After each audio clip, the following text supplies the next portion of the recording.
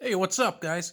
I am very excited about the video I'm about to do because sometimes I just try and inform you guys or sometimes entertain, but I feel like this video is going to bring a lot of knowledge and maybe save a life. I'm going to bring you some gun safety tips.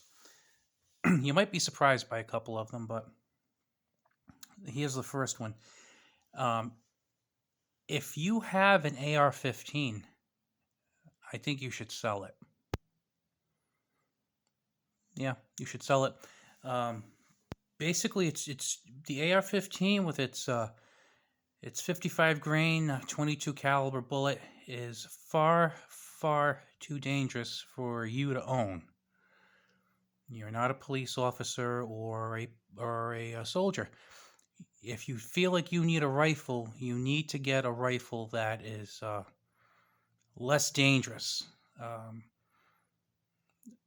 I actually have a suggestion for you because I know a lot of you guys are like, I'm not getting rid of my AR. I want my AR. And you know what? Fine, keep your AR. Just not an AR-15. It's too dangerous.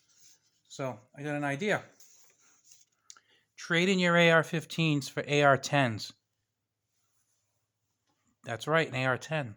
Because an AR-10 is less dangerous than an AR-15. It's actually, and I did the math on this, an AR-10 is 2/3 less dangerous than an AR-15. Look, I did the math. See? Now, our liberal friends, they're always saying, oh, trust the science, trust the science. There's some mathematical science right there for you. It's indisputable. 10 is 2/3 of 15. All right? So it is. It is 2/3 less powerful than AR-15. You need to extend that olive branch to our liberal comrades and go with the AR-15. You don't need that ultra powerful 55 grain 22 caliber bullet. Just get one of those good old fashioned 308s. The 308 never hurt nobody. So I think you should abandon those AR-15s, those pesky AR-15s, and go with the AR-10. Remember, you're doing it for the good of America. Second, and this kind of also kind of works with the AR-15. I don't know if you notice this, but they got a lot of metal and a lot of plastic and stuff, and just kind of like a lot of handguns too. A lot of them are they're polymer, and that's just fancy plastic. So I'm thinking that we should get basically guns that are a little safer. Okay, I find that the safest guns you can get, and the least lethal guns also, are guns with wooden stocks, wooden forends, and wooden grips. Okay, I'm serious. Okay, like for example, like if you just looked at one particular company, let's look at a company like Ruger. Okay, Ruger makes this. I don't know if you heard about it, but they make this very dangerous, very lethal assault weapon, and what's it called? The 1022. A lot of these 1022s, they're like these rifles, like these black rifles, and they have like some of them. I've seen some that actually have like a telescoping stock. I mean, yeah, a couple times you might see them with some wood, but that's just to fool you. But they have these telescoping stocks, and I know Smith and Wesson has the M&P in 22, and they're just very dangerous. So what you want to do is you want to avoid those. Okay, you want to get a nice, safe, weak rifle like the Ruger Mini 14. That's not dangerous because those often have wooden stocks and wooden forends, and those aren't dangerous. I know people like Michael Bloomberg and Gabby Gifford say it all the time. It's just those evil AR-15s with the stocks and stuff. So, another good example are all those semi-automatic polymer handguns. Just a little while ago, I showed you a Keltec. I got a Keltec P17, a black polymer gun. holds 17 rounds, 17 automatic, a 17 round semi-automatic pistol. You don't really need that kind of firepower. Why do you need something so powerful as a 17 round Keltec semi-auto pistol? What about a nice wood gripped 44 Magnum? Right? Nothing scary about that 44 Magnum. What do you need that super powerful 17 round Keltec for? Or the 16 round, you know, Taurus TX22? No, no, no, no, no. We don't want something like that can be used to hurt people. Just get a nice 44 mag or a 41 mag or the 357 again with the nice wooden grips, because those aren't powerful or anything. It's you got to stay away from those semi-autos because they're terrible. Now, finally, once you get all this stuff, you need to make sure it's safe, because that's your responsibility. You got to make sure it's safe.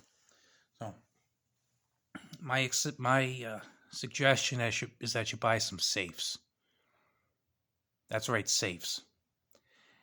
And I think what you should do is you should have 3 safes. And I think one of the safes you should have your ammunition in. Lock it up good and tight and put that in one part of your house. And then in the other safe, I think you should put your magazines. But when you put the magazines in the safe, don't just put the magazines in haphazardly. Do you take them apart and you put all the springs in one box and the followers in another box and the mag bodies in the other box and then the floor plates in another box? Okay? This way some child can't happen upon them if they happen to unlock your 800-pound safe with a 6-digit combination and like solid steel doors. It can happen. They're very precocious nowadays. And then finally, your third safe would have your firearm, but your firearm needs to be broken down. After you break down the firearm into the component parts, slide barrel, recoil spring, guide rod, until you just have the frame, you put a trigger lock on it. So when you put the trigger lock on the frame that is detached from the upper receiver and upper receiver parts, okay, lock that safe up. And then you get the keys to those gun locks that you have on your guns. And then you put them in your bank safe deposit box. But it can't be a bank within 15 miles of your house. It has to be one at least 15 miles away. We're going to do it for safety. We're going to do it for the kids. We're going to do it for the good of everyone involved. I mean, that's the way Michael Bloomberg wants it, and that's the way Gabby Giffords wants it, and all the liberal Hollywood people like Alyssa Milano and stuff. So I mean, if you do those 3 things, think about how happy the liberals are, and things are so safe for you, unless of course someone tries to break in your house, because then you'll have to go unlock the ammunition, then unlock the magazines and put them back together again, then unlock your safe, and then put the upper receiver for your pistol together, then wait for the bank to open, drive there, get the key, put your gun together. And then of course by then you've probably already got problems with the bad guy. Of course there's also another option that you can do too, and I guess we could put this in as a 4th thing, and I hadn't thought about this, but this is the 4th thing we could possibly do. I think what we should do is make a list of social service agencies. And if you do have any type of, like, say, a home invasion scenario, maybe put some social workers on speed dial. Not the cops. You don't need cops. You need social workers. Because you know why? The cops are just going to bring guns. That's just going to make a bad situation worse. We want to get the social workers there. They can talk to the bad guys. Okay? So I just wanted to share these little hints that I'm sure would be approved by Moms Demand Action and the Giffords group and the Brady the Brady Bunch, not the nice ones with the three boys and the three girls, the bad Brady Bunch.